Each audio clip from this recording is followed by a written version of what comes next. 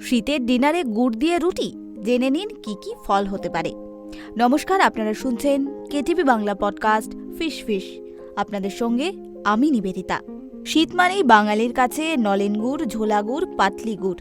বাঙালিরা এ সময় ব্রেকফাস্ট হোক কিংবা ডিনার, রুটি গুড় চিবিয়ে খেতে দারুণ ভালোবাসেন।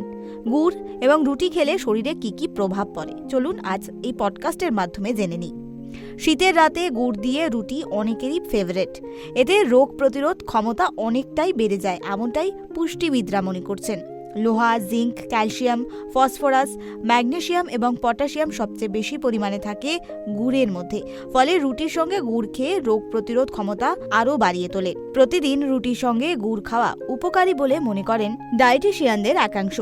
কারণ যাদের শরীরে রক্তাল্পতা রয়েছে তাদের রোজ রুটির সঙ্গে গুড় খাওয়া অনেকটাই উপকার দেয়। গুড়ে রয়েছে আয়রন, যা আমাদের শরীরে রক্ত বাড়ায় এবং রক্ত শূন্যতা প্রতিরোধ করে।